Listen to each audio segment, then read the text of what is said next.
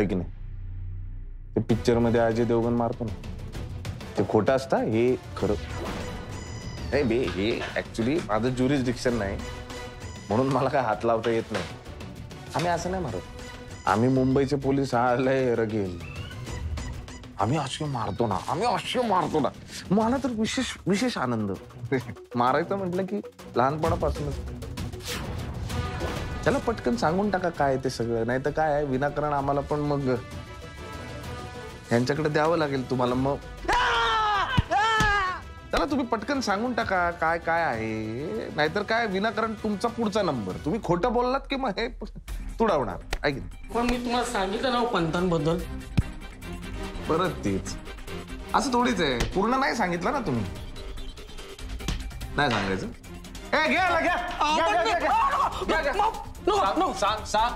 मी तुम्हाला सांगितलं ना पंतांबद्दल.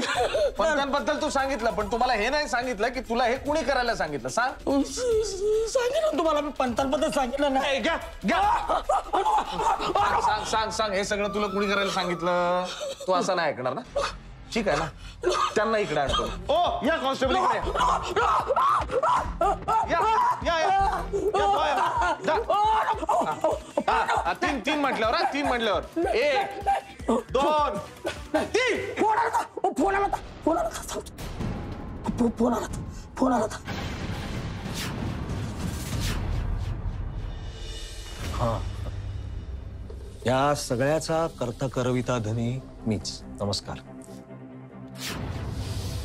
आता हे सगळंच का चाललंय, का करतंय, याची काही ठोस व्हॅलिड कारण मी सांगणारच आहे तुम्हाला. त्याआधी अजून एक महत्वाची माहिती देतो. माझा मुलगा आर्यन, सावत्र वगैरे नाही, सख्खा मुलगा, त्याला मीच मारलं. तर आता या सगळ्या मागची कारण. खूप कष्ट घेतलेत आजपर्यंत. इथे पोहोचण्यासाठी खूप मेहनत केली आहे मी. तर आता आपण माणसं एवढी मेहनत का करतो, एवढे कष्ट का करतो? तर पैशासाठी,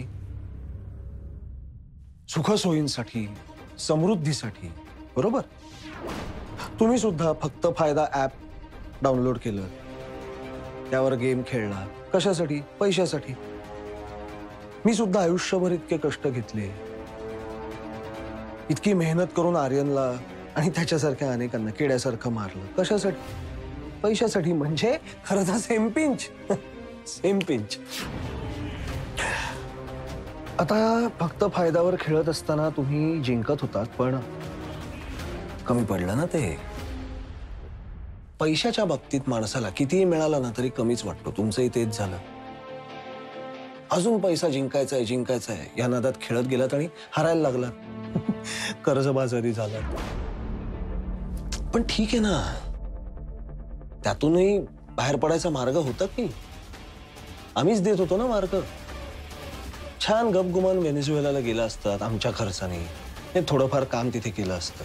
बरं, मग आमच्याच खर्चाने पाठवलंय ना, मग आयुष्यभर तिथे डांबून नव्हतो ठेवणार तुम्हाला. आणलं असतं परत आमच्याच खर्चाने, तुमच्या फॅमिलीकडे पोहोचवलं असतं. पण नाही, तेव्हा तुम्हाला अचानक पंख फुटले, मधूनच पळून बिळून गेला. एवढ्या सगळ्या अडचणींना तोंड देत देत कशा बशा घरी पोचला फॅमिलीकडे. आणि मग विजय भोसलेचा ऐकून कोर्टात पोचलात, साक्ष दिली आणि माझ्या आयुष्यात अडथळा आणला. फक्त फायदा मीच चालवत होतो, बंद पडलं ते तुमच्या साक्षीमुळे. ठीक आहे, चल, जे झालं ते झालं. माणूस आहे, चुका होतात. झालं गेलं, विसरून जा. पुढे काय? जा कंटिन्यू.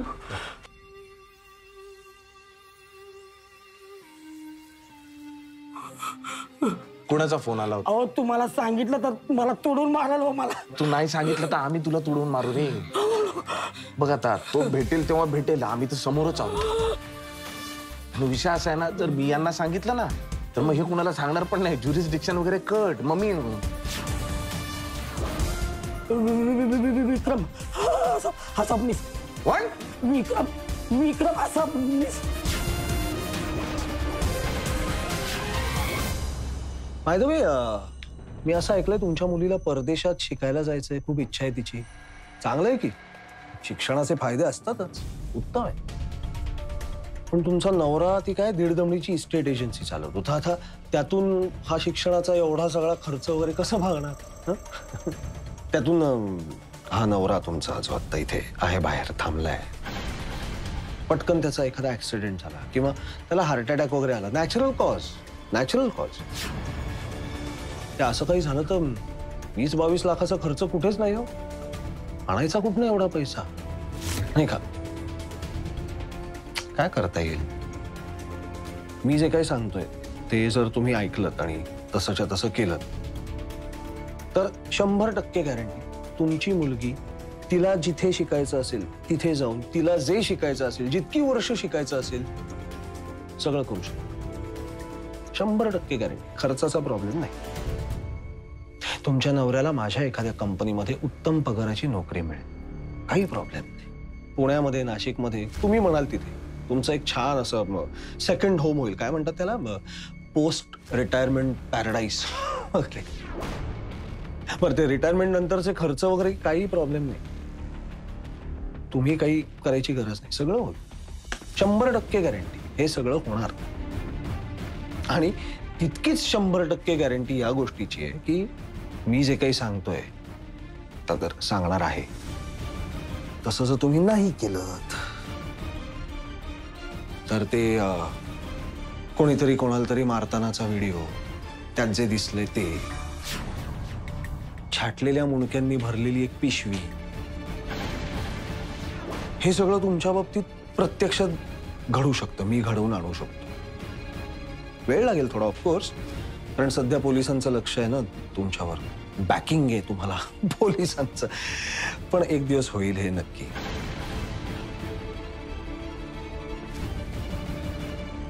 तेव्हा एक वैजयंती चौगुले, महेंद्र चौगुले, सानिया चौगुले अशी 3 आयुष्य बर्बाद करायला मला 3 दिवसही लागणार नाहीत. तुला आणि महेंद्रला तर मी मारूनच टाकेन, कारण तुमचा आता मला तसा काही उपयोग नाहीये. पण तुमच्या मुलीचा मात्र मला खूप उपयोग होईल. तिला अशा ठिकाणी तंद्याला बसवीन ना की तिला जन्माला आल्याची लाज वाटेल, पण तिच्यापर्यंत मृत्यू मात्र येऊ देणार नाही मी.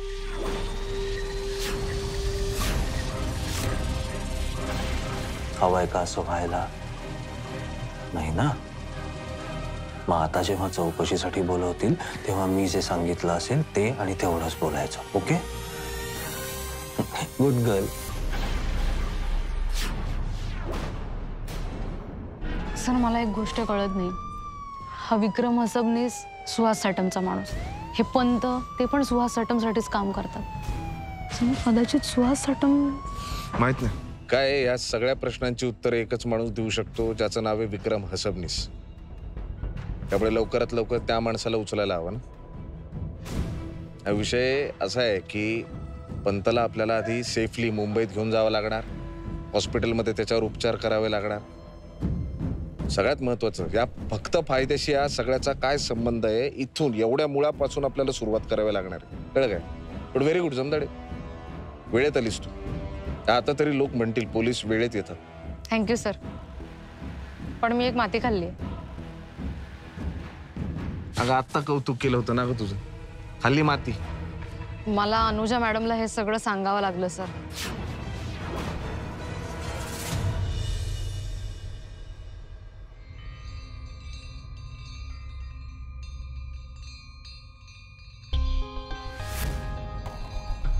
नमस्कार.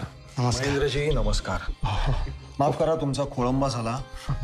खरं तर मी वहिनींना म्हटलं होतं की तुम्ही पण आला असतात तर काही हरकत नव्हती. नाही, मी ओळखलं ना तुम्हाला. काय झालं, तुम्ही आम्हाला बोलवलं होतं? हा, मी ते सगळं सविस्तर बोललोय मी यांच्याशी, सांगतीलच. असं समजा की आता तुमच्या सगळ्या काळज्या मिटल्या. हा, यापुढे तुम्ही टेन्शन घ्यायचंच नाहीत कसलंच. तुमचं टेन्शन ते माझं टेन्शन. थोडक्यात सांगायचं तर यापुढे 24 तास माझं तुमच्यावर, तुमच्या कुटुंबावर व्यवस्थित लक्ष असणार आहे. थँक्यू. धन्यवाद.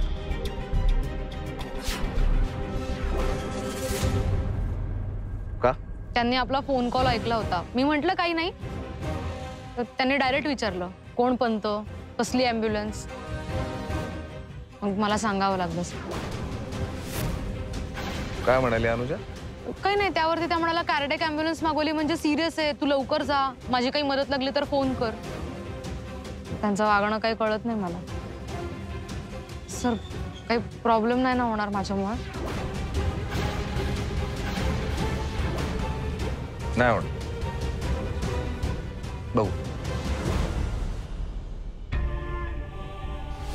हॅलो, पंत म्हणजे तुमचा पीए ना? का? प्रश्न मी विचारणार, उत्तरं तुम्ही द्यायची. पीए होते माझे. होता म्हणजे? आता कुठे? ढगात. हे कोणी सांगितलं तुम्हाला? ज्याला हे काम करायला सांगितलं होतं ना त्यांनीच. साटम सर, तुम्ही आमदार आहात.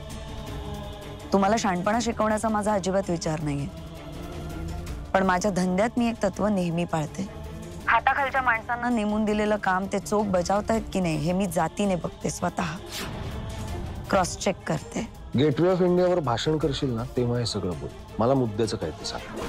हा जो तुमचा पंत आहे ना, तो जिवंत आहे आणि आता ह्या क्षणी तो भोसलेच्या ताब्यात आहे.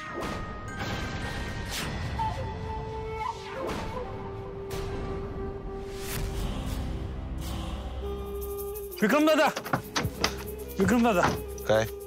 साहेबांनी अर्जंट बंगले बोलवले. घरी चाललोय, त्यांना सांग गेलो म्हणून. नाही दादा, महत्वाचं काम आहे, चला. नाही, अख्खा दिवस यांच्या सोबत असतो तरी यांची महत्वाची कामं काही संपत नाहीये. चल. चला.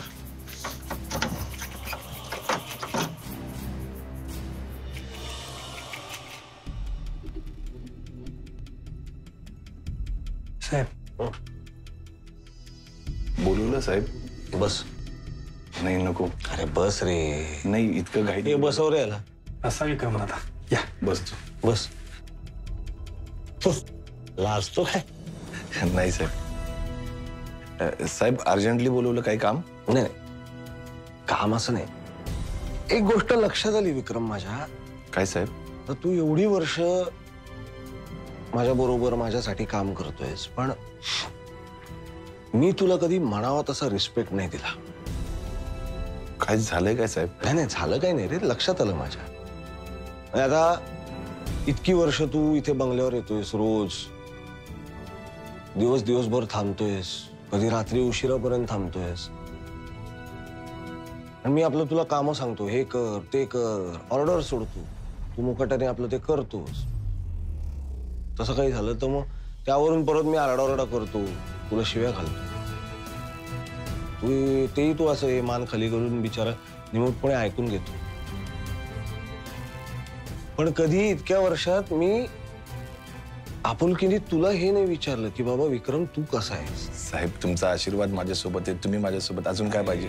आशीर्वाद असणं, सोबत असणं वगैरे वेगळं रे, पण आपुलकीने चौकशी करणं फार वेगळं होतं ना. म्हणून म्हटलं आज जरा माझाही थोडा मूड झाला, म्हटलं आज विक्रम शेठ बरोबर ड्रिंक घेऊया. घे बर. नाही नको साहेब. नाही, आज तुझा पेक तू स्वतः भर. हवा तेवढा मोठा. ते काय तुम्ही अख्खे 90 भरता ना पुरं. बर. नाही नको साहेब. काय घरी लवकर जायची घाई आहे का? बायको वाट बघते का?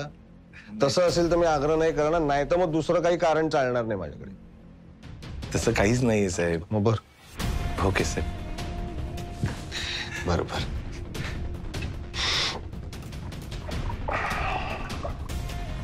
एवढंच? हो सर, बस. कामं पण करायची साहेब. कामं होतील रे. चल, चिअर्स. चिअर्स.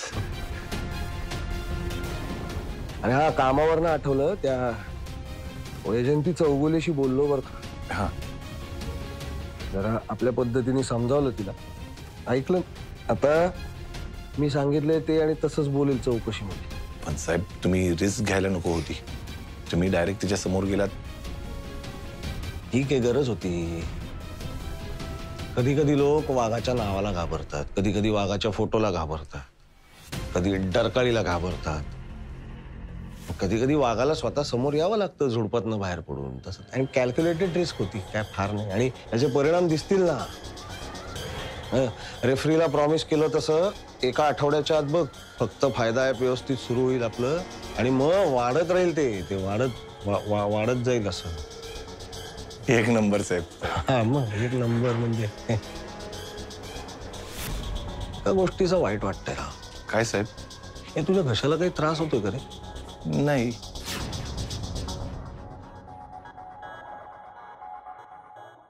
हा वाईट वाटतंय म्हटलं ते आता फक्त फायदा ॲप परत चालू होणार, आपलं सगळं व्यवस्थित फायदा सुरू होणार, वाढत जाणार आपलं सगळं. आणि हे सगळं बघायला तू नसणार.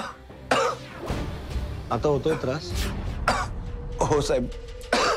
हा 3 मिनिटं आले होते रे. 3 मिनिटं.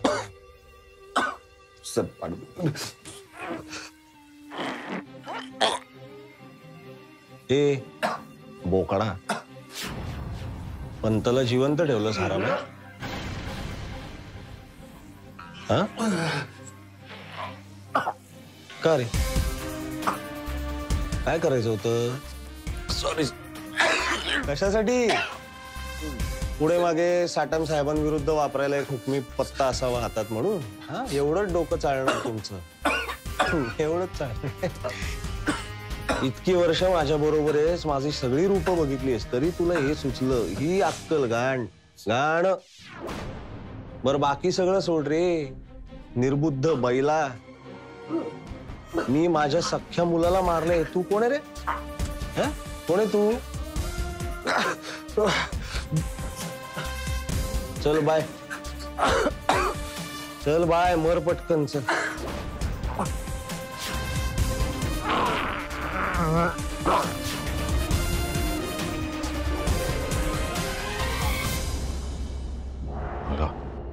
करेक्ट सांगितलं होतं रे. 3 मिनिटात इफेक्ट सुरू होईल. 5 मेला ना गेला. ए बाबा, तू एकदा विचार कर. नक्की काम करायचंय ना माझ्या बरोबर का नाही याचा विचार कर. कारण काही चुकलास बिकलास, काही प्रॉब्लेम झाला तर असं बघ बाबा.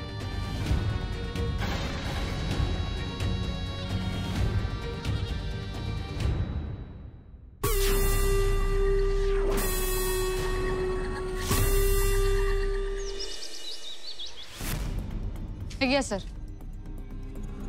चहा घ्या आणि सर तुम्ही घरी जा, आराम करा. कारण 2-3 दिवस झाले तुम्ही कंटिन्यू डे नाईट ड्युटी करताय. आपल्याला लगेच निघायचंय. विक्रम असबनीसला उचलायचंय आपल्याला, कळलं का? फालतू वेळ वाया घालवायचा नाही. चहा पितोय म्हणजे काय टाइमपास म्हणून पित नाहीये. अहो पण त्याला झाली का कामगिरी पत्ते? हा कसे आहेत पंत? ठीक आहेत, बेशुद्ध आहेत, पण सिरियस नाही आहेत.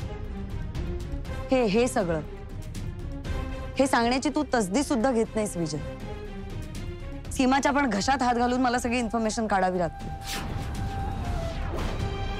मला हे अजिबात आवडलेलं नाही. पण त्याबद्दल आपण नंतर बोलू. आता आधी पंत जर विटनेस असतील तर त्यांना प्रोटेक्ट करायला हवं. सॉरी. जॉईन चिपी. जैन मॅडम. भोसले भेटायला या ताबडतोब. लगेच चालू मॅडम. येस. भारद्या मॅडमचा फोन होता, भेटायला बोलवलं अर्जंट. जा जा लवकर जा लगेच. सर पण आपल्याला जायचं होतं ना. नाही काळजी करू नको. ऐक, विक्रम असबनीसला एवढंच सांगायचंय, चौकशीसाठी बोलवलंय म्हणा, बाकी काही नाही. तेवढं तरी कर. येतो मॅडम.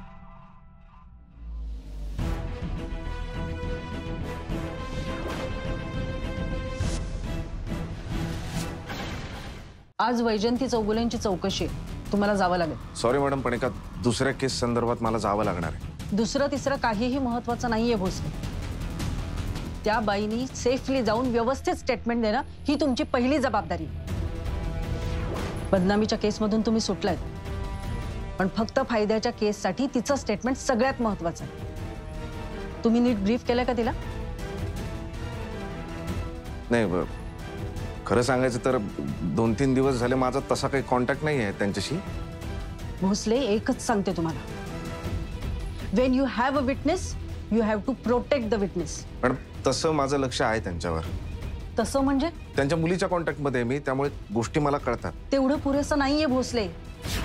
विटनेसच्या डोक्यात काय चाललंय हे सगळ्यात महत्वाचं आहे. एखाद्यावर प्रेशर आणण्यासाठी आपल्याला त्याच्या डोक्याचा ताबा घ्यावा लागतो. आणि आजच्या काळात डोक्याचा ताबा घेणं हे सगळ्यात सोपं आहे. तुम्हाला कळतंय ना मी काय म्हणते ते? काही यापेक्षा स्पष्ट सांगू? कळतंय मॅडम. हो ना, मग जा कामाला लागा.